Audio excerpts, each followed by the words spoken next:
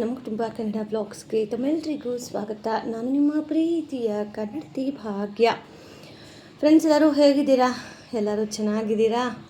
ಈಗ ಸ್ವಲ್ಪ ಬಿಸಿಲು ಜಾಸ್ತಿ ಇದೆ. ಆದಷ್ಟು ಹೆಲ್ತ್ ಬಗ್ಗೆ ಕೇರ್ ಮಾಡಿ, ನಂತರ ಕೇರ್ಲೆಸ್ ಆಗಿ ಹಾಸ್ಪಿಟಲ್ ಪಾಲು ಆಗಬೇಡಿ. ಸ್ವಲ್ಪ ನೀರು ಜಾಸ್ತಿ ಕುಡೀರಿ, ಹಣ್ಣುಗಳನ್ನು ತಿನ್ನಿ, ಆದಷ್ಟು ಮಧ್ಯಾಹ್ನ ಲೈಟ್ ಫುಡ್ಡನ್ನು ತಗೊಳ್ಳಿ. ಇಲ್ಲ ಅಂತಂದರೆ ಹೊಟ್ಟೆ ಬಿಸಿಲಿಗೆ ಜೀರ್ಣ ಆಗೋದಿಲ್ಲ ಅಲ್ವಾ, ಹೊಟ್ಟೆ ನೋವು, ತಲೆಭಾರ ಎಲ್ಲವೂ ಶುರುವಾಗುತ್ತೆ. ಸೊ ನನಗಾಗಿರೋದು ನಿಮ್ಗೆ ಆಗೋದು ಬೇಡ ಅಂತ ಶೇರ್ ಮಾಡ್ತಾಯಿದ್ದೀನಿ. ಇವತ್ತು ಬೆಳಗ್ಗೆ ಟಿಫನ್ಗೆ ಅಂತ ಹೇಳಿ ಉಪ್ಪಿಟ್ಟು ಮಾಡ್ತಾಯಿದ್ದೀನಿ. ಇವತ್ತು ಮಂಡೇ ಬ್ಲಾಗನ್ನು ಶೇರ್ ಮಾಡ್ತಾ ಇರೋದು. ಹುಷಾರಿಲ್ಲ ಅಂತ ಹೇಳಿದ್ರೆ, ಗಂಡು ಮಕ್ಳಿಗಾದರೂ ಹುಷಾರಿಲ್ಲ ಅಂತಂದರೆ ರೆಸ್ಟ್ ಮಾಡಿ ಅಂತ ಹೇಳ್ತೀವಿ. ಬಟ್ ಹೆಣ್ಮಕ್ಳಿಗೆ ಹುಷಾರಿಲ್ಲ ಅಂತಂದರೆ ರೆಸ್ಟ್ ಮಾಡೋದ್ರ ಜೊತೆಗೆ ಮನೆ ಕೆಲಸನೂ ಇರುತ್ತೆ. ಇವತ್ತು ಕ್ಲೀನಿಂಗ್ ವಿಡಿಯೋನ ಶೇರ್ ಮಾಡ್ತಾ ಇದ್ದೀನಿ. ಬಹಳ ದಿನಗಳ ನಂತರ, ತುಂಬ ದಿನಗಳು ನಾನು ಇದು ವಿಡಿಯೋ ಶೇರೇ ಮಾಡಿರಲಿಲ್ಲ. ಸೊ ಫೈನಲಿ ಇವತ್ತು ಸ್ವಲ್ಪ ಕೆಲಸ ಜಾಸ್ತಿನೇ ಇತ್ತು. ನನ್ನ ಕೈಲಿ ಆದಷ್ಟು ವಿಡಿಯೋನ ಶೇರ್ ಮಾಡೋಣ ಅಂತ ಹೇಳಿ ನನ್ನ ಫೋನ್ ತೊಗೊಂಡು 2 ವರ್ಷ ಆಯಿತು. ಸೊ ಫೋನ್ ಹ್ಯಾಂಗ್ ಆಗೋಕ್ಕೆ ಶುರುವಾಗಿದೆ, ಮೆಮೊರಿ ಫುಲ್ ಅಂತ ಬರೋಕ್ಕೆ ಶುರುವಾಗಿದೆ. ಒಂದು ವಿಡಿಯೋ ಮಾಡಿ ಅಪ್ಲೋಡ್ ಮಾಡಿ ಡಿಲೀಟ್ ಮಾಡ್ಕೋಬೇಕು. ಲಿಟ್ರಲಿ ಹೆಂಗೆ ಅನಿಸುತ್ತೆ ಅಂತಂದರೆ, ಈ ಬ್ಲಾಗಿಂಗ್ ಬೇಡ, ಏನು ಬೇಡಪ್ಪ ಅಂತ ಅನ್ನಿಸ್ತಾ ಇದೆ. ಈ ಒಂದು 2 ಡೇಸ್ ಬ್ಲಾಗ್ ಆಲ್ರೆಡಿ ಶೂಟ್ ಮಾಡಿದ್ದೀನಿ, ಇವೆರಡನ್ನ ಅಪ್ಲೋಡ್ ಮಾಡಿ. ಸೊ ಸ್ವಲ್ಪ ದಿನ ರೆಸ್ಟ್ ಮಾಡೋಣ, ಬಿಕಾಸ್ ನಮ್ಮ ಯಜಮಾನ್ರು ಅದೇ ಅಂದರು. ಈಗ ಮನೇಲಿ ಸ್ವಲ್ಪ ಕೆಲಸ ಜಾಸ್ತಿ, ಮಕ್ಕಳು ಮನೇಲಿ ಇರ್ತಾರಲ್ಲ, ಹಾಗಾಗಿ ಪರ್ಯಂತನಿಗೂ ಟೈಮ್ ಕೊಟ್ಟಾಗ ಆಗುತ್ತೆ. ಇನ್ನು ಸ್ಕೂಲು ಅಮ್ಮಮ್ಮ ಅಂದರೆ 1.5 ತಿಂಗಳು ಆಟ ಆಡ್ದಂಗೆ ಆಗೋಗುತ್ತೆ. ಆಫ್ಟರ್ ದಟ್ ವಿಡಿಯೋಸ್ ಅಂತೂ ಮಾಡಲೇಬೇಕು. ಸೊ ಹಾಗೆ ಮಾಡ್ಕೊಳ್ಳೋಣ, ಈಗ ಸ್ವಲ್ಪ ನನಗೂ ರೆಸ್ಟ್ ಕೊಡೋಣ, ಫ್ಯಾಮಿಲಿ ಜೊತೆ ಟೈಮ್ ಸ್ಪೆಂಡ್ ಮಾಡೋಕ್ಕೆ ಅಂತ ಹೇಳಿ ಇವತ್ತು ಆ್ಯಂಡ್ ನಾಳೆ ಒಂದು ವಿಡಿಯೋನ ಶೂಟ್ ಮಾಡಿದ್ದೀನಿ ಅಷ್ಟೇ. ಸೊ ಇವೆರಡು ವಿಡಿಯೋಗಳನ್ನು ಆದಷ್ಟು ಬೇಗ ಅಪ್ಲೋಡ್ ಮಾಡಿಬಿಟ್ಟು ಸ್ವಲ್ಪ ನನ್ನ ಹೆಲ್ತ್ ಕಡೆಗೂ ಗಮನ ಕೊಡಬೇಕು. ತುಂಬಾ ಇವಾಗ ನಂಗೆ ಮಾತಾಡೋಕ್ಕೂ ಆಗ್ತಾಯಿಲ್ಲ, ಸ್ವಲ್ಪ ಹೀಟು ಎಲ್ಲ ಜಾಸ್ತಿ ಆಗಿಬಿಟ್ಟಿದೆ. ಸೊ ಫೈನಲಿ ಇವತ್ತು ನಾನು ಆರ್ಡ್ರ್ ಮಾಡಿದ್ದು ಬಂತು. ಕಳಶಕ್ಕೆ ಎಲೆಗಳು ಬಾಡೋಗ್ತಾ ಇದೆ, ಏನು ಮಾಡೋದಕ್ಕ ಅಂತ ತುಂಬ ಜನ ಕೇಳ್ತಾಯಿದ್ರಿ. ಈಗ ಬಿಸಿಲುಗಾಲ, ಕಳಶಕ್ಕೆ ಎಲೆ ಸಿಗೋದೇ ಕಷ್ಟ, ಅದರಲ್ಲೂ ಚೆನ್ನಾಗಿರೋ ಎಲೆ ಅಂತೂ ಸಿಗೋದೇ ಇಲ್ಲ. ಹಾಗಾಗಿ ಕಳಶಕ್ಕೆ ಅದಕ್ಕೆ ರೀಪ್ಲೇಸ್ ಮಾಡೋಕ್ಕೆ ಅಂತ ಹೇಳಿ ನಾನು ಈ ರಾಗಿ ಅಂದರೆ ಹಿತ್ತಾಳೆದು ಕಾಪರ್ ಅಂತಾರಲ್ಲ, ಅದ್ರದ್ದು ಎಲೆ ತರಿಸಿದ್ದೀನಿ. ಹೇಗಿದೆ ಏನೂ ಗೊತ್ತಿಲ್ಲ, ಬಟ್ ಆ್ಯಕ್ಚುಲಿ ನಂಗೆ ಇಲ್ಲಿ ಮೋಸನೇ ಆಯಿತು. ಯಾಕೆ ಅಂತಂದರೆ ವಿಡಿಯೋದಲ್ಲಿ ತೋರಿಸಿರೋ ಪ್ರಕಾರ 6 ಅಂತ ಇತ್ತು, ಬಟ್ ನನಗಿಲ್ಲಿ ಕೈಗೆ ಬಂದಾಗ 5 ಮಾತ್ರ ಇತ್ತು. ಅದೊಂದು ಸ್ವಲ್ಪ ಬೇಜಾರಿದೆ, ಬಟ್ ಅದನ್ನು ಬಿಸಾಕಬೇಕು, ವಾಪಸ್ ರಿಟರ್ನ್ ಮಾಡಬೇಕು ಅಂತ ನಂಗೆ ಅನ್ನಿಸ್ಲಿಲ್ಲ.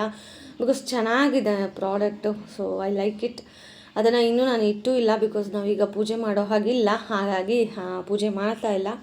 ಖಂಡಿತವಾಗ್ಲೂ ಪೂಜೆನ ಸ್ಟಾರ್ಟ್ ಮಾಡೋ. ನೋಡಿ, ಇದ್ರ ಮೇಲೇ ಬರೆದ್ಬಿಟ್ಟಿದೆ 5 ಪೀಸ್ ಅಂತ. ನಂಗೆ ಆಗಲೂ ಡೌಟ್ ಬಂತು, ಓಪನ್ ಮಾಡೋದಾ ಬೇಡವಾ ಅಂತ. ನೋಡೋಣ, 5 ಅಲ್ವಾ, ಯೂಶ್ವಲಿ ನಾವು ಕಳಶಕ್ಕೆ ಇಡೋದು 5 ಎಲೆ, 6 ಎಲೆ ಇಡೋಲ್ಲ. ಹೇಗಿದ್ದರೂ ಒಂದು ಆಬ್ಸೆಂಟ್ ಆಗುತ್ತೆ, ಇರಲಿ 5 ಇದ್ರೂ ಪರವಾಗಿಲ್ಲ ಅಂತ ಓಪನ್ ಮಾಡ್ತಾಯಿದ್ದೀನಿ. ಕಳಶದಲ್ಲಿ ಎಲೆ ಬಾಡೋದಾಗ ಮನಸ್ಸಿಗೆ ಒಂಥರ ಕಸಿವಿಸಿ, ಏನಾಗುತ್ತೋ ಅಯ್ಯೋ ಯಾಕೆ ಎಲೆ ಬಾಡೋಯ್ತು. ಬಿಸಿಲಿದೆ ಹೌದು, ಪ್ರಾಕ್ಟಿಕಲಾಗಿ ಯೋಚನೆ ಮಾಡೋರ್ಗೆ ಹೌದು, ಬಟ್ ನಮ್ಮಂಥವರಿಗೆ ಅಯ್ಯೋ ಎಲೆ ಬಾಡೋಯ್ತು, ಏನೋ ಎತ್ತೋ ಯಾಕೋ ಏನೋ ಎಲ್ಲ ಪ್ರಶ್ನೆಗಳು ಮನಸ್ಸಲ್ಲಿ ಬರ್ತಾ ಇರುತ್ತೆ. ಯಾರೆಲ್ಲ ನನ್ನ ಥರ ಯೋಚನೆ ಮಾಡ್ತೀರಾ ಕಮೆಂಟ್ ಮಾಡಿ ದಯವಿಟ್ಟು, ಅಂದರೆ ನನ್ನ ಕ್ಯಾಟಗರಿಲಿ ಎಷ್ಟು ಜನ ಬರ್ತೀರಾ ಅಂತ.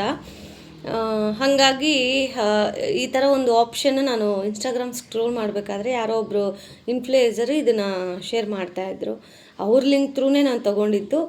ಬಟ್ ನನಗೆ 6 ಪೀಸ್ ಅಂತ ಅವ್ರು ಹೇಳಿ ಮೆನ್ಷನ್ ಮಾಡಿದರು, 5 ಪೀಸ್ ಬಂತು. ಸೊ ಆ ಒಂದು ಇನ್ಫ್ಲೂಯೆನ್ಸರ್ಗೆ ನನಗೆ ಬೇಜಾರಾಯಿತು. ಅವ್ರಿಗೆ ಕಮೆಂಟು ಸಹ ಮಾಡಿದ್ದೆ, ಕಮೆಂಟೆಲ್ಲ ಮೆಸೇಜ್ ಮಾಡಿದ್ದೆ, ನೀವು ಈ ಥರ ಮಾಡಿ ಈ ಥರ ಬಂದಿದೆ ಅಂತ ಹೇಳಿ. ಅದಕ್ಕೆ ಅವರು ಇದು ನನ್ನ ಲಿಂಕ್ ಅಲ್ಲ ಅಂತ ಜಾರ್ಕೊಬಿಟ್ರು ಅಷ್ಟೇ. ನೋಡಿ, ನಾನು ಅವ್ರನ್ನ ನಂಬಿ ನಾನು ತಗೊಂಡಲ್ಲ, ಅದು ನನ್ನ ತಪ್ಪು. ನಂಬಿ ಯಾವುದು ಕೆಲಸ ಮಾಡಬಾರ್ದು, ನಮ್ಗೆ ಅನಿಸಿದ್ರೆ ಮಾಡಬೇಕು ಅನ್ನೋದು ಅದಕ್ಕೇ. ಆಮೇಲೆ ಅವರು ಹೇಳಿದ್ದೆ, ನಾನು ಈ ಥರ ಲಿಂಕ್ ಎಲ್ಲ ನಿಮ್ಮದೇ ಕ್ಲಿಕ್ ಮಾಡಿ ತೊಗೊಂಡಿದ್ದು, ಈ ಥರ ಆಗಿದೆ ಅಂತ. ಅದಕ್ಕೆ ನಿಮಗೆ ಬೇಡ ಅಂದರೆ ರೀಪ್ಲೇಸ್ ಮಾಡಿ, ಅದಕ್ಕೆ ಯಾಕೆ ಬಂದಿಲ್ಲಿ ಮೆಸೇಜ್ ಮಾಡ್ತಾಯಿದ್ದೀರಾ ಅಂತ ಅಂದರು. ಸರಿ, ಇಂಥವ್ರ ಹತ್ರ ಮಾತಾಡಿ ಪ್ರಯೋಜನ ಇಲ್ಲ ಅನ್ನೋದು ನಂಗೆ ಗೊತ್ತಾಯಿತು. ಸರಿ ಅಂತ ಸುಮ್ಮನೆ ಯಾಕೆ ಅಂತ ಹೇಳಿ ನಾನು ಅನ್ಬಾಕ್ಸಿಂಗ್ ಮಾಡಿದೆ. ಆ್ಯಕ್ಚುಲಿ ಪಾರ್ಸಲ್ಲು ನನಗೆ ಸ್ಯಾಟರ್ಡೇನೇ ರೀಚ್ ಆಯಿತು, ಬಟ್ ನಾನು ಓಪನ್ ಮಾಡಿರಲಿಲ್ಲ. ನನಗೂ ಸ್ವಲ್ಪ ಹುಷಾರಿಲ್ಲ ಅಲ್ವಾ, ಮಲ್ಕೊಳ್ಳೋದು ರೆಸ್ಟ್ ಮಾಡೋದು ಇದೇ ಆಗೋಗ್ತಾಯಿತ್ತು, ಅದಕ್ಕೆ ಓಪನ್ ಮಾಡಿರಲಿಲ್ಲ. ಸರಿ ಮಂಡೇ ಇವತ್ತೂ ನಾನು ಓಪನ್ ಮಾಡಿಲ್ಲ ಅಂತಂದರೆ ಬೇಡ ಸುಮ್ಮನೆ ಯಾಕೆ ಅಂದ್ಬಿಟ್ಟು ಇವತ್ತು ಓಪನ್ ಮಾಡ್ತಾಯಿದ್ದೀನಿ. ಹೇಗಿದೆ ಅಂತ ಹೇಳಿ ನೀವು ಕಮೆಂಟ್ ಮಾಡಿ. ಆ್ಯಂಡ್ ನನ್ನ ಥರ ಯೋಚನೆ ಮಾಡೋ ನಿಮಗೂ ಈ ಥರ ಬೇಕು ಅಂತಂದರೆ ಖಂಡಿತವಾಗ್ಲೂ ನೀವು ಪರ್ಚೇಸ್ ಮಾಡ್ಕೋಬೋದು. ಖಂಡಿತವಾಗ್ಲೂ ಚೆನ್ನಾಗಿದೆ. ಬಟ್ 6 ಎಲ್ಲ ಎಕ್ಸ್ಪೆಕ್ಟ್ ಮಾಡಬೇಡಿ, ಅವ್ರು ಹೇಳ್ತಾರೆ, ಬಟ್ 5 ಇರುತ್ತೆ ಅಷ್ಟೇನೆ. ಬಟ್ ಕ್ವಾಲಿಟಿ ಚೆನ್ನಾಗಿದೆ. ಇದನ್ನು ಯೂಸ್ ಮಾಡಿದ್ಮೇಲೆ ಹೇಗಿರುತ್ತೋ ಗೊತ್ತಿಲ್ಲ. So let's see what happens ಅಂತ. ಸೊ ಹೀಗೆ ನಾವು ಯಾರೋ ಒಬ್ಬರು ನಾವು ನಂಬಿ ತಗೋತೀವಿ. ಜೆನ್ಯೂನ್ ಪೇಜ್ ಆದರೆ ಓಕೆ, ಇದು ಮೀಶೋ ಅದಲ್ವಾ, ನಾವು ಪ್ರಿಡಿಕ್ಟ್ ಮಾಡೋಕ್ಕೆ ಆಗೋದಿಲ್ಲ. ಸೊ ಈಗ ಜೆನ್ಯೂನ್ ಪೇಜ್, ಈಗ ನಾನೇ ಎಷ್ಟೋ ಪ್ರಮೋಷನ್ಸ್ ಮಾಡಿದ್ದೀನಿ. ನಾನು ಪ್ರತಿ ಸತಿ ನಾನು ಏನಾದರೂ ಪ್ರಮೋಷನ್ ಮಾಡಿದಾಗ ಹೇಳೋದು ಒಂದೇ ಮಾತು, ಜೆನ್ಯೂನ್ ಪೇಜ್ ಇದ್ದರೆ ಮಾತ್ರನೇ ನಾನು ಪ್ರಮೋಷನ್ ಮಾಡ್ತೀನಿ, ಸುಮ್ಮನೆ ನಾನು ಪ್ರಮೋಷನ್ಸನ್ನು ಮಾಡೋದಿಲ್ಲ ಅಂತ. ನನಗೂ ಈ ಮೀಶೋ, ಇನ್ಸ್ಟಾಗ್ರಾಮ್, ಫ್ಲಿಪ್ಕಾರ್ಟ್ ಇವೆಲ್ಲನೂ ನಾವು ಮಾಡ್ಬೋದು ಓಕೆ ಇನ್ಫ್ಲುಯೆನ್ಸರ್ ಆಗಿ. ಬಟ್ ನನಗೆ ಅದು ಇಷ್ಟ ಇಲ್ಲ. ಅಂದರೆ ತೆಗೆಸ್ಕೊಂಡು ಅದಕ್ಕೆ ಸಪ್ರೇಟ್ ವಿಡಿಯೋಗಳನ್ನು ಮಾಡ್ಕೊಂಡು ಕೂತ್ಕೋಬೇಕು, ಅದ್ರ ಜೊತೆಗೆ ಬೇಕು ಅಂತ ಸುಳ್ಳುಗಳು ಬೇರೆ ಹೇಳಬೇಕು. ನನಗೆ ಆ ಥರ ಜೀವನ ಬೇಡ ಗುರು. ನಾನು ಇರೋದೇ ಹೀಗೆ, ಇದ್ದಂಗೆ ಹೇಳ್ತೀನಿ. ನನಗೆ ಈ ಥರದ್ದೆಲ್ಲ ಫೀಲ್ಡ್ ಆಗಿ ಬರೋದಿಲ್ಲ ಅಂತ ನಂಗೆ ಗೊತ್ತಾಯಿತು. ಸೊ ನಾನು ಅದಕ್ಕೆಲ್ಲ ಕೈ ಹಾಕಕ್ಕೆ ಹೋಗಲಿಲ್ಲ. ಎಲೆ ಶೇಪು ಚೆನ್ನಾಗಿದೆ, ಆಮೇಲೆ ಅದ್ರದ್ದು ತಿಕ್ನೆಸ್ ಇದೆಯಲ್ಲ ಅದೂ ಅಷ್ಟೇ, ತುಂಬ ಒಂದು ರೀತಿ ತೆಳುವಾಗೇನಿಲ್ಲ, ಚೆನ್ನಾಗೇ ಇದೆ ನೋಡಿ. 3, 4, 5 ಇಲ್ಲಿ ನೋಡ್ತಾ ಇದ್ದೀರಲ್ಲ, 5 ಇದೆ. ಮೇ ಬಿ ಇದು ನಾವು ಯೂಶ್ವಲಿ ದೇವ್ರ ಪಾತ್ರೆ, ಹಿತ್ತಾಳೆ ಪಾತ್ರೆ ತೊಗೋತೀವಲ್ಲ, ನಾನು ಅಂದ್ಕೊಂಡಿದ್ದೀನಿ ಇದು ಹಿತ್ತಾಳೆ ಅಂತ. ಇದು ಇಟ್ಟು ಬಳಸಿ ಎಲ್ಲ ವಾಶ್ ಮಾಡಿದ್ಮೇಲೆ ಗೊತ್ತಾಗುತ್ತೆ ಇದ್ರ ಬಂಡವಾಳ ಏನು ಅಂತ. ನನಗೆ ಈ ಥರನೇ ವಿಡಿಯೋ ಸ್ಕ್ರೋಲ್ ಮಾಡಬೇಕಾದ್ರೆ ಸಿಕ್ತು. ಎಲೆ ನಮ್ಮನೇಲೂ ಬೇಸಿಗೆಗೆ ಎಲ್ಲ ಬಾಡೋಗ್ತಾಯಿತ್ತು. ಸರಿ ವೈ ನಾಟ್ ಅಂತ ಹೇಳಿ ಟ್ರೈ ಮಾಡೋಕ್ಕೆ ತರಿಸಿದ್ದೀನಿ. ಇದನ್ನು ನಾನು ಪ್ರಮೋಷನ್ ಆಗಿ ನೀವು ತೊಗೊಳ್ಳಿ ಚೆನ್ನಾಗಿರುತ್ತೆ ಅಂತ ಪ್ರಮೋಷನ್ ಅಂತೂ ಮಾಡ್ತಾಯಿಲ್ಲ. ನಾನು ತೊಗೊಂಡಿದ್ದೀನಿ, ಟ್ರೈ ಮಾಡ್ತೀನಿ, ಚೆನ್ನಾಗಿದ್ದರೆ ನಾನೇ ಫೀಡ್ಬ್ಯಾಕ್ ಕೊಡ್ತೀನಿ. ಸೊ ಇದೆಲ್ಲ ಪಾರ್ಸೆಲ್ ಅನ್ಬಾಕ್ಸ್ ಮಾಡಿ ಟಿಫನ್ ತಿಂದು ಇನ್ನು ಮಧ್ಯಾಹ್ನ ಅಡುಗೆ ಮಾಡೋಣ ಅನ್ನೋಷ್ಟೊತ್ತಿಗೆ ಪಾತ್ರೆಗಳೆಲ್ಲ ಜಾಸ್ತಿ ಇತ್ತು. ಸರಿ ಅವೆಲ್ಲ ತೊಳ್ಕೊಬಿಡೋಣ ಅಂತ ಹೇಳಿ, ಯಾಕಂದರೆ ರಾತ್ರಿ ಸ್ವಲ್ಪ ಟ್ಯಾಬ್ಲೆಟ್ಸ್ ಎಲ್ಲ ಹಾಕ್ಕೊಬಿಟ್ಟು ನನಗೆ ಚಂದ ನಿದ್ದೆ ಬಂದುಬಿಡ್ತು. ಸೊ ಕುಕ್ಕರ್ಗಳು ಏನೂ ತೊಳೆದಿರಲಿಲ್ಲ. ಸರಿ ಬೆಳಗ್ಗೆ ತೊಳ್ಕೊಳ್ಳೋಣ, ಈಗ ಏನು ತೊಳೆಯೋದು ಅಂತ ಮಲ್ಕೊಬಿಟ್ಟೆ. ಬೆಳಗ್ಗೆ ಇನ್ನು ಟಿಫನ್ ಮಾಡಿದಿರ ಪಾತ್ರೆ ತೊಳ್ಕೊಂಡು ಕೂತ್ಕೊಂಡ್ರೆ ಇವರಿಗೆ ಆಫೀಸ್ಗೆ ಅದಕ್ಕೆ ಇದಕ್ಕೆ ಟೈಮ್ ಆಗುತ್ತೆ. ಅದಕ್ಕೇ ಬೆಳಗ್ಗೆ ಎದ್ದ ತಕ್ಷಣವೇ ಕುಕ್ಕರ್ ಇಲ್ಲದೆ ಮಾಡೋ ಅಂಥ ಬ್ರೇಕ್ಫಾಸ್ಟ್ ಉಪ್ಪಿಟ್ಟು ಒಂದೇ, ಅದಕ್ಕೇ ಉಪ್ಪಿಟ್ಟು ಮಾಡಿದೆ. ಸೊ ಇವಾಗ ಪಾತ್ರೆ ಎಲ್ಲ ತೊಳ್ಕೊಬೇಕು. ಕ್ಲೀನಿಂಗ್ ವಿಡಿಯೋ ಅಪ್ಲೋಡ್ ಮಾಡಿದಾಗೆಲ್ಲ ಯಾರು ಮಾಡದೇ ಇರೋ ಕೆಲಸ ನೀವು ಮಾಡ್ತೀರಾ ಅನ್ನೋ ಥರನೇ ಕಮೆಂಟ್ ಬರುತ್ತೆ. ಬಟ್ ಕೆಲವೊಬ್ಬರಿಗೆ ಕ್ಲೀನಿಂಗ್ ವಿಡಿಯೋ ಇಷ್ಟ ಆಗುತ್ತೆ. ಸೊ ಬೆಳಗ್ಗೆ ಎದ್ದ ತಕ್ಷಣ ಮಾಡಿರೋ ಕೆಲಸ ಇದು. ಪಾರ್ಸಲ್ ಓಪನ್ ಮಾಡಿದ್ದು ಲೇಟಾಗಿ, ಬಟ್ ಅದನ್ನು ಮುಂದೆ ಹಾಕಿ ಇದನ್ನು ಹಿಂದೆ ಹಾಕಿದ್ದೀನಿ, ಅಷ್ಟೇ ಡಿಫ್ರೆನ್ಸು. ಎಲ್ಲ ಕ್ಲೀನ್ ಮಾಡಬೇಕಾದ್ರೆ ಕೆಲವೊಂದು ಸಾರಿ ಅನ್ಸೋದು ನನಗೆ, ಈಗ ಯಾರೋ ಒಬ್ಬರು ನಮ್ಮ ಮನೆಗೆ ಹೆಲ್ಪರಾಗಿ ಬರ್ತಾರೆ, ಅವ್ರು ಕೆಲಸ ಮಾಡಬೇಕಾದ್ರೆ ನಾವು ಬರೋ ಪಾತ್ರೆ ಎಲ್ಲ ಹಾಕ್ತೀವಿ, ಇದು ಮಾಡಿ ಅದು ಮಾಡಿ ಅಂತ ಆರ್ಡ್ರೆಲ್ಲ ಮಾಡ್ತಾಯಿರ್ತೀವಿ. ಯಾಕೆ ನಾವು ಅವ್ರಿಗೆ ದುಡ್ಡು ಕೊಡ್ತೀವಿ. ಅದೇ ನಾವು ಹೆಣ್ಮಕ್ಳು ಮನೇಲಿ ಎಲ್ಲ ಕೆಲಸನ ಮಾಡ್ತೀವಿ, ಬಟ್ ಒಬ್ಬರಾದರೂ ₹1 ಕೊಡ್ತಾರಾ? ಮಾವ ಇರಲಿ, ಅತ್ತೆ ಇರಲಿ, ಅಯ್ಯೋ ನನ್ನ ಸೊಸೆ ಇಷ್ಟು ಕಷ್ಟಪಡ್ತಲ್ಲಪ್ಪ, ತೊಗೊಮ್ಮ ನಿಂಗೆ ಏನಾದರೂ ತೊಗೋ, ನಿಂಗೆ ಆಸೆ ಇದೆಯಾ ಹೇಳು, ಏನೋ ತೊಗೊಬಂದು ಕೊಡ್ತೀನಿ ಅಂತ ಒಬ್ಬರಾದರೂ ಹೇಳ್ತಾರ? ಇಲ್ಲ. ಏನೋ ಅವಳು ಮನೆ ಕೆಲಸದವಳೆ, ಬಟ್ ಅವಳಿಗೆ ಸ್ಯಾಲ್ರಿ ಕೊಡೋ ಹಾಗಿಲ್ಲ, ಫ್ರೀ ಕೆಲಸದವಳು ಅನ್ನೋ ಥರ. ಅದೇ ಅಂತ ಇದ್ದೆ, ನಮ್ಮ ಯಜಮಾನ್ರೂ ಕೇಳಿದೆ ನಾನು, ಅಲ್ಲ ರೀ ಮನೆ ಕೆಲಸದವ್ರು ಬಂದರೆ ಅವ್ರಿಗೆ ಮಾತ್ರ ಇಷ್ಟು ಸ್ಯಾಲ್ರಿ ಅಂತ ಕೊಡ್ತೀಯಾ? ನಾನು ಇವಾಗ ಹುಷಾರಿಲ್ಲ, ನಾನು ಇಷ್ಟೆಲ್ಲ ಮಾಡ್ತಾಯಿದ್ದೀನಿ, ಅದಕ್ಕೆ ಅಲ್ವಾ ನಿಮಗೆ ಹೋಟ್ಲಿಂದ ಊಟ ಎಲ್ಲ ತೊಗೊಂಬಂದು ಕೊಡ್ತೀನಿ, ನನ್ನ ಕೈಲಾದಷ್ಟು ಹೆಲ್ಪ್ ಮಾಡ್ತೀನಿ ಅಂತ ಅಂತಾರೆ. ಏನು ಹೇಳೋದು ಇದಕ್ಕೆ? ಏನೂ ಹೇಳೋಕ್ಕಾಗೋದಿಲ್ಲ, ಇದು ಜವಾಬ್ದಾರಿ. ನಾವು ಹಂಗೆ ಕೈ ತೊಳ್ಕೊಂಡು ಹೋಗೋಕ್ಕಾಗೋದಿಲ್ಲ.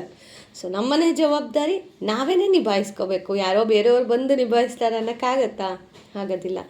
ಹೆಣ್ಮಕ್ಳು ತುಂಬ ಜನ ಜೀವನದಲ್ಲಿ ಒಂದು ದುಡುಕಿ ನಿರ್ಧಾರ ತಗೊಳ್ಳೋದೇನು ಗೊತ್ತಾ, ನಂದೇ ನಡಿಬೇಕು ಅನ್ನೋ ಒಂದು ಕೋಪ, ಒಂಥರ ಈಗೋ, ಇವೆಲ್ಲ ಬರ್ತವೆ. ಅವೆಲ್ಲ ಏನೂ ಬರದೆ ಲೈಫಲ್ಲಿ ನಾವು ನಮ್ಮದು ಅಂತ ಒಂದು ಸತಿ ಡಿಸೈಡ್ ಆದಾಗ ವಿ ಹ್ಯಾವ್ ಟು ಡೂ. ಈಗ ಮದುವೆಗೆ ಮುಂಚೆ ತವ್ರ ಮನೇಲಿ ಕೆಲಸ ಎಲ್ಲ ಮಾಡಿರೋದಿಲ್ವಾ, ಹಾಗಂತ ಅವರು ನಿಮಗೆ ಕೆಲಸದವರ? ತವ್ರ ಮನೇಲೂ ನಾವು ಮಾಡಿರ್ತೀವಿ. ನಾನು ಮೊನ್ನೆನೇ ಒಂದು ವಿಡಿಯೋದಲ್ಲಿ ಹೇಳಿದ್ದೆ, ಫಸ್ಟ್ ಟೈಮ್ ಕೆಲ್ಸಕ್ಕೆ ಹೋದಾಗ ನಾನು ಕೈಯೇ ಕುಯ್ಕೊಬಿಟ್ಟಿದ್ದೆ ಅಂತ ಹೇಳಿ. ಅವೆಲ್ಲ ಜೀವನದ ಪಾಠಗಳು ಕಲಿಸ್ತಾ ಇರುತ್ತೆ, ನಾವು ಕಲಿತಾ ಇರಬೇಕು. ಸೊ ತಾಯಿ ಮನೇಲಿ ಮಾಡೋ ಕೆಲಸ ಆಗ ಏನು ಅನ್ನಿಸ್ದೇ ಇರೋದು, ಹಸ್ಬೆಂಡ್ ಮನೆಗೆ ಬಂದಾಗ ಕೆಲಸ ಯಾಕಂಗೆ ಅನಿಸುತ್ತೆ? This is my question. ಅದು ನಮ್ಮನೆ ಅಂತ ಅಂದಾಗ ಇದೂ ನಮ್ಮನೇನೆ ಅಲ್ವಾ? ಇದಕ್ಕೆ ಸರ್ಟಿಫಿಕೇಷನ್ ಬೇಕು, ಯಾರೋ ಒಬ್ಬರು ನಮಗೆ ಗುರ್ತಿಡಿಬೇಕು, ಅವೆಲ್ಲ ಎಕ್ಸ್ಪೆಕ್ಟೇಷನ್ಸು ಸಹ ಇಟ್ಕೋಬಾರ್ದು. ಎಕ್ಸ್ಪೆಕ್ಟೇಷನ್ ಇಟ್ಕೊಳ್ದೆ ಕೆಲಸ ಮಾಡೋದೇ ಹೌಸ್ ವೈಫ್ಗಳು. ಅದರಲ್ಲೂ ಒಂದು ಹೇರು ಇಳಿತ ಅಂತಾರಲ್ವ, ಗಂಡು ಹೆಣ್ಣು ಭೇದ, ಇದು ಈಗಲಿಂದ ಅಂತಲ್ಲ, ಮುಂಚೆಯಿಂದನೂ ಇದೆ. ಬಟ್ ಹಾಗಂತ ನಮ್ಮನ್ನು ಹೆಣ್ಮಕ್ಳಾಗಿ ಹುಟ್ಟಿಸಿ ಅಂತ ನಾವೇನು ಕೇಳಿರಲಿಲ್ವಲ್ಲ. ಯಾರೊಬ್ಬರು ಬೇರೆಯವ್ರ ಹೊಟ್ಟೆಲಾದರೂ ನಾವು ಬೆಳೀತಾ ಇದ್ವಲ್ವಾ, ಹುಟ್ತಾ ಇದ್ವಲ್ವಾ. ಹುಟ್ಟಿಸಿದ್ದೀವಿ ಅಂತ ಅಂದಮೇಲೆ ಅವ್ರ ಜೀವನದಲ್ಲಿ ಏನು ಬೇಕು ಬೇಡಗಳನ್ನು ನಾವೇ ನೋಡ್ಕೋಬೇಕು. ಈಗ ನನಗೂ ಒಬ್ಬ ಮಗ ಇದ್ದಾನೆ. ಸೊ ನಾನು ಯಾವುದೇವ್ರ ಹತ್ರ ನಂಗೆ ಗಂಡು ಮಗುನೇ ಆಗಬೇಕು ಅಂತ ನಾನು ಬೇಡ್ಕೊಂಡಿಲ್ಲ. ಈವನ್ ಹೆಣ್ಮಗು ಆಗಿದ್ದರೂ ನಾನು ಇದೇ ಥರನೇ ನೋಡ್ಕೋತಾ ಇದ್ದೆ. ಇನ್ನೊಂದು ಮಗು ಏನಾದರೂ ನಮ್ಗೆ ಹೆಣ್ಮಗು ಆದರೆ ತುಂಬ ಖುಷಿಯಾಗುತ್ತೆ ನಮಗೆ. ಆ ಹುಡುಗಿ ಹೆಣ್ಮಗಳು ನನ್ನ ಜೀವನದಲ್ಲಿ ನಮ್ಮಮ್ಮ ಹಿಂಗೆ ಮಾಡಿದ್ರು, ನಮ್ಮ ಚಿಕ್ಕಮ್ಮ ಹಿಂಗೆ ಮಾಡಿದ್ರು, ನಮ್ಮ ದೊಡ್ಡಮ್ಮ ಹಿಂಗೆ ಮಾಡಿದ್ರು, ನಾನು ನನ್ನ ಮಗಳಿಗೆ ಹಿಂಗೆ ಮಾಡಬೇಕು ಅಂದರೆ ತಪ್ಪಾಗತ್ತೆ ಅಲ್ವಾ? ಹೆಣ್ಣು ಮನೆಯ ಕಣ್ಣು ಹೇಗೋ, ನಿಜವಾಗ್ಲೂ ಹೇಳ್ತೀನಿ, ಹೆಣ್ಣು ಮಕ್ಕಳು ಯಾರಿಗೆಲ್ಲ ಹುಟ್ಟಿರ್ತಾರಲ್ಲ ಅವರೆಲ್ಲ ಪುಣ್ಯವಂತರು. ಅಂದರೆ ನಾನು ಗಂಡು ಮಗುನ ಹೆತ್ತಿರೋಳು ಅಂತ ಹೇಳ್ತಾ ಇಲ್ಲ, ನಿಜವಾಗ್ಲೂ ಹೇಳ್ತೀನಿ, ಹೆಣ್ಣು ಮಕ್ಕಳು ಯಾರೆಲ್ಲ ಮನೇಲಿ ಇದ್ದಾಳೋ ಅವರೆಲ್ಲ ನಿಜವಾಗ್ಲೂ ಪುಣ್ಯವಂತರು. ನಮ್ಮ ಪ್ರೇಮಾನಂದ ಮಹಾರಾಜಿ ಒಂದು ಮಾತು ಹೇಳ್ತಾರೆ, ಯಾರ ಮನೆಯಲ್ಲಿ ಅದೃಷ್ಟ ತಾಂಡವ ಆಡ್ತಾ ಇರುತ್ತೋ, ಯಾರ ಮನೆಯಲ್ಲಿ ತಂದೆ ದೇವತೆ ರೂಪದಲ್ಲಿ ಮಗಳನ್ನು ನೋಡ್ತಾನೋ, ಆ ಮನೆಯಲ್ಲಿ ಸದಾ ಕಾಲ ಸಂತೋಷ ನಗು ತುಂಬಿರುತ್ತೆ ಅಂತ ಹೇಳಿ. ಯಾಕಂತಂದರೆ ಪ್ರೇಮಾನಂದ ಮಹಾರಾಜಿ ಪೂಜೆ ಮಾಡೋದು ಸಹ ಆ ರಾಧೆನೂ ಸಹ ಒಬ್ಬಳು ಹೆಣ್ಣು ದೇವರೇ. ಆ್ಯಕ್ಚುಲಿ ಹೇಳಬೇಕು ಅಂತಂದರೆ ಬೇಗ ಹೊಲಿಯೋ ದೇವರು ಅಂತಂದರೆ ಹೆಣ್ಣು ದೇವರು. ಅದರಲ್ಲೂ ರಾಧಾ ರಾಧಾ ರಾಧಾ ಅಂತ ಮನಸ್ಸಲ್ಲೇ ಜಪ ಮಾಡ್ಕೋತಾ ಇರಿ. ನೀವೇನಾದರೂ ಒಂದು ಕೆಲಸನ ಅಂದ್ಕೊಂಡು ರ್ಯಾಂಡಮ್ಮಾಗಿ ಹೇಳ್ತಾ ಇದ್ದೀನಿ, ಆ ಕೆಲಸ ನಿಮಗೆ ವಿತಿನ್ ದಿನಗಳಲ್ಲಿ ಆಗೋಗುತ್ತೆ. ಹಾಗಂತ ನೀವು ಇವತ್ತಿಂದನೇ ರಾಧಾ ರಾಧಾ ಜಪ ಮಾಡಿ ಅಂತ ನಾನು ಹೇಳೋದಿಲ್ಲ. ಅವ್ರವ್ರಿಗೆ ಏನು ಹೇಗಾಗುತ್ತೋ ಹಾಗೆ ಮಾಡ್ಕೋಬಹುದು. ಖಂಡಿತವಾಗ್ಲೂ ಹೇಳ್ತೀನಿ. ಈಗಂತೂ ಕೆಲವೊಂದು ಒಂದು ಇದು ಹೇಗಾಗ್ಬಿಟ್ಟಿದೆ ಅಂತಂದರೆ, ದೇವರು ದಿಂಡ್ರು ಅನ್ನೋದೇ ಒಂದು ಬಿಸ್ನೆಸ್. ಅಲ್ಲಿ ಈ ಕೆಲವೊಂದು ಕಡೆ ಅಂತೂ ₹1 ದಕ್ಷಿಣೆ ತೊಗೊಳ್ದೇ ದೇವರನ್ನ ದರ್ಶನ ಮಾಡ್ಬೋದು. ಬಟ್ ಕೆಲವೊಂದು ಕಡೆ ಇನ್ಫ್ಲೂಯೆನ್ಸ್ ಬೇಕೇ ಬೇಕು, ಟಿಕೆಟ್ ತಗೊಳ್ಳೇಬೇಕು ದೇವರ ದರ್ಶನಕ್ಕೆ. ಮೊದಲು ಹೀಗೆಲ್ಲ ಇರಲಿಲ್ಲ. ಆವಾಗೂ ಕಾಲ ಒಂದೇ, ಇವಾಗೂ ಕಾಲ ಒಂದೇ. ಆದರೆ ಜನ ಮಾತ್ರ ಚೇಂಜ್ ಆಗಿರೋದು. ಹಾಗೆ ಈಗ ನಾವು ಕ್ರಮೇಣವಾಗಿ ಹೇಳ್ತಾ ಇರ್ತೀವಿ ಗೊತ್ತಾ, ಅಯ್ಯೋ ಇವಾಗ ಕಲಿಯುಗ ಇದು, ಇಲ್ಲಿ ಮಾಡಿರೋ ಪಾಪ ನಾವು ಇಲ್ಲೇ ಅನ್ಭೋಗಿಸಿ ಹೋಗ್ಬೇಕು ಅಂತ. ಅದು ಖಂಡಿತವಾಗ್ಲೂ 100% ಸತ್ಯವಾದಂಥ ಮಾತು. ಈಗ ಇಲ್ಲಿ ಡಿಸ್ಕೌಂಟ್ಸ್ಗಳು ಅಥವಾ ಮುಂದಿನ ಜನ್ಮದಲ್ಲಿ ಎಲ್ಲ ಆಗತ್ತೆ, ಅವೆಲ್ಲ ಇಲ್ಲ. ಕಲಿಯುಗದಲ್ಲಿ ಇಲ್ಲೇ ಬಹುಮಾನ. ಸ್ವಲ್ಪ ನಾನು ಮಾತಾಡೋದು ಕಟು ಆಗಿರಬಹುದು, ನಾನು ಒಂಥರ ಒರಟಾಗಿ ಮಾತಾಡಬಹುದು. ನಾನು ಎಲ್ರಿಗೂ ಅಷ್ಟೇ, ನನ್ನನ್ನು ನೋಡಿದ್ರೆ ನಿಮ್ಗೆ ಹಂಗೆ ಅನ್ನಿಸ್ಬೋದು, ಅಯ್ಯೋ ಏನಪ್ಪ ಇವರು ತುಂಬ ಒಂಥರ ಈಗೋಯಿಸ್ಟಿಕ್ಕು, ಆಮೇಲೆ ತುಂಬ ಆ್ಯಟಿಟ್ಯೂಡ್ ಇದೆ ಇವರಿಗೆ ಅಂತ ಅನ್ನಿಸ್ಬೋದು. ಬಟ್ ನನ್ನ ಜೊತೆಲಿರೋರು ಮಾತ್ರನೇ ಗೊತ್ತು ನಾನು ಏನು ಅಂತ. ಎಲ್ಲೋ ಕೂತ್ಕೊಂಡು ಮಾತಾಡೋರಿಗೆ ಏನು ಗೊತ್ತಾಗುತ್ತೆ ಅಲ್ವಾ? ಈಗ ಒಬ್ಬೊಬ್ಬರು ಕಮೆಂಟ್ ಮಾಡ್ತಾರೆ, ಅವ್ರು ಪ್ರೀತಿಯಿಂದ ಮಾಡ್ತಾರೋ ಅಥವಾ ಚುಚ್ಚೋ ಥರ ಮಾಡ್ತಾರೋ ಅದು ಅವ್ರಿಗೆ ಮಾತ್ರನೇ ಗೊತ್ತಿರುತ್ತೆ. ಹಾಗಂತ ನಾವು ಅವ್ರದ್ದು ತಪ್ಪು ಅನ್ನೋಕ್ಕಾಗತ್ತಾ? ಅವರವರ ಮನೋಭಾವಕ್ಕೆ ಬಿಟ್ಟಿದ್ದು ಅಂತ. ಸೊ ಕ್ಲೀನಿಂಗ್ ವಿಡಿಯೋ ಹಾಕಬೇಕು ಅಂತಂದರೆ ತುಂಬ ಜನಕ್ಕೆ ಒಂದು ಮೋಟಿವೇಶನ್ ಸಿಗುತ್ತೆ. ಕ್ಲೀನಿಂಗ್ ವಿಡಿಯೋ ನೋಡ್ತಾನೆ ಎಷ್ಟೊಂದು ಜನ ಕೆಲಸಗಳನ್ನು ಮಾಡ್ಕೋತಾರೆ. ಬಟ್ ಇನ್ನು ಕೆಲವರಿಗೆ ಬೋರಿಂಗ್ ಅಂತ ಅನಿಸುತ್ತೆ. ಅದು ಅವರವರ ಮನೋಭಾವ. ಯಾರಿಗೇನು ಇಷ್ಟ ಆಗುತ್ತೋ ಅದೇ ಅಲ್ವಾ ನೋಡ್ತಾರೆ.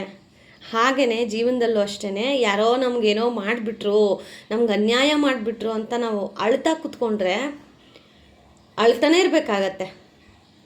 ಬಿಡು, ಅವ್ರು ಮಾಡಿದವ್ರು ಅವ್ರಿಗಾಗತ್ತೆ, ನಾವೇನು ತಪ್ಪು ಮಾಡಿಲ್ಲ ಅಲ್ವಾ, ಭಗವಂತನ ಪಾದಕ್ಕೆ ಹಾಕಿ ಸ್ವಲ್ಪ ನೆಮ್ಮದಿಯಿಂದ ನಮ್ಮ ಜೀವನ ನಾವು ಮಾಡೋ ಥರ ಆಗಬೇಕು.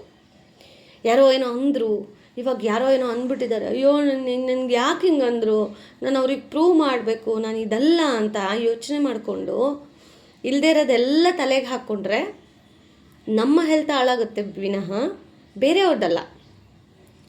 ಸೊ ನಾನು ಈ ಒಂದು ಭ್ರಮೆಯಲ್ಲಿದ್ದೆ, ಇನ್ನು ಮುಂದೆ ಅಲ್ಲ, ಮೊದಲಿಗಿಂತ ಇನ್ನೂ ಸ್ಟ್ರಾಂಗ್ ಮಾಡುತ್ತೆ ನನ್ನ ಆ ಒಂದು ಫೇಸ್, ಆ ಒಂದು ಟೈಮ್ ಏನಿದೆಯಲ್ಲ ಅದು ನಾನು ಇನ್ನೂ ಸ್ಟ್ರಾಂಗ್ ಮಾಡುತ್ತೆ ಹೊರತು ವೀಕ್ ಮಾಡಿಸೋದಿಲ್ಲ. ಸೊ ಒಂದೊಂದು ಪೆಟ್ಟು ನಮಗೆ ಒಂದು ರೀತಿ ಜೀವನದಲ್ಲಿ ಪಾಠ ಕಲಿಸಿ ಜೀವನದ ಲೆಸನ್ಸನ್ನು ಕಲಿಸ್ತಾ ಇದೆ. So we have to proud our self. ನಮ್ಮ ಮೇಲೆ ನಮಗೆ ನಂಬಿಕೆ ಇರಬೇಕು, ನನ್ನ ಕೈಲಾಗುತ್ತೆ. ಯಾರೋ ಏನೋ ಅಂದರು ಅಂತ ನಾವು ಯಾಕೆ ತಲೆ ಕೆಡಿಸ್ಕೋಬೇಕು? ಮನುಷ್ಯ ಸಹಜ ಗುಣ ಏನು ಗೊತ್ತಾ? ಯೋಚನೆ ಮಾಡೋದು, ಅದನ್ನು ಬಿಟ್ಟುಬಿಡಬೇಕು. ನಾನು ಇವಾಗ ಹುಷಾರಿಲ್ಲ ಅಂತ ಹೇಳಿದೆ, ಯಾಕಿರಬಹುದು? ತಲೆಯಲ್ಲಿರ್ತಕ್ಕಂಥ ಅಷ್ಟು ಟೆನ್ಷನ್ಸ್ಗಳನ್ನು ನಾನು ಆಚೆ ಹಾಕದೇ ಇರೋದೇ ನನ್ನ ದೊಡ್ಡ ಪ್ರಾಬ್ಲಮ್. ಫೈನಲಿ ನನ್ನನ್ನು ನಾನು ಹೀಲ್ ಮಾಡ್ಕೊಳ್ಳೇಬೇಕು. So I have to move. ಯಾಕಂತಂದರೆ ನನ್ನನ್ನು ನಂಬಿಕೊಂಡು ನನ್ನ ಗಂಡ ಇದ್ದಾನೆ, ನನ್ನ ಮಗು ಇದೆ. ಸೊ ಇವರಿಬ್ಬರಿಗೋಸ್ಕರನಾದರೂ ಐ ವಿಲ್ ಬಿ ಸ್ಟ್ರಾಂಗ್. ನಾನು ಸ್ಟ್ರಾಂಗ್ ಆಗಲೇಬೇಕು. ಸೊ ಇದು ನನ್ನ ಅಜೆಂಡಾ. ಯಾರು ಬಂದರೂ ಏನೇ ಆದರೂ ಕುಗ್ಸಕ್ಕಂತೂ ಆಗೋದಿಲ್ಲ. ಸೊ ಇದನ್ನು ಮಾತ್ರ ಖಂಡಿತವಾಗ್ಲೂ ನಾನು ಹೇಳಬಲ್ಲೆ. ಸೊ ಎಲ್ಲ ಹೆಣ್ಮಕ್ಳು ಅಷ್ಟೇ, ಇಷ್ಟೇ ಸ್ಟ್ರಾಂಗ್ ಆಗಿದ್ದುಬಿಟ್ರೆ ಬೇರೆ ಏನೂ ಬೇಕಾಗಿದ್ದಿಲ್ಲ ಗೈಸ್ ನಿಮಗೆ. ಸೊ ಒಬ್ಳು ತಂಗಿ ಆಗೋ ಫ್ರೆಂಡ್ ಆಗೋ ಏನೋ ಒಂದು ನಿಮ್ಮ ಜೊತೆಗೆ ಹಂಚ್ಕೋಬೇಕು ಅಂತ ಅನ್ನಿಸ್ತು, ಹಂಚ್ಕೊಂಡಿದ್ದೀನಿ. ಸೊ ಅದನ್ನು ಸ್ವೀಕರಿಸೋದು ಬಿಡೋದು ನಿಮ್ಮಿಷ್ಟ. ಸೊ ಇವತ್ತಿನ ವಿಡಿಯೋ ಕೆಲವೊಬ್ಬರಿಗೆ ಇಷ್ಟ ಆಗಿರಬಹುದು, ಇಷ್ಟ ಆಗಿಲ್ಲ ಅಂತಂದರೆ ನಾನೇನೂ ಮಾಡೋಕ್ಕಾಗೋದಿಲ್ಲ. ಇಷ್ಟ ಆಗಿದ್ರೆ ಪ್ಲೀಸ್ ಒಂದು ಲೈಕ್ ಮಾಡಿ. Thank you so much.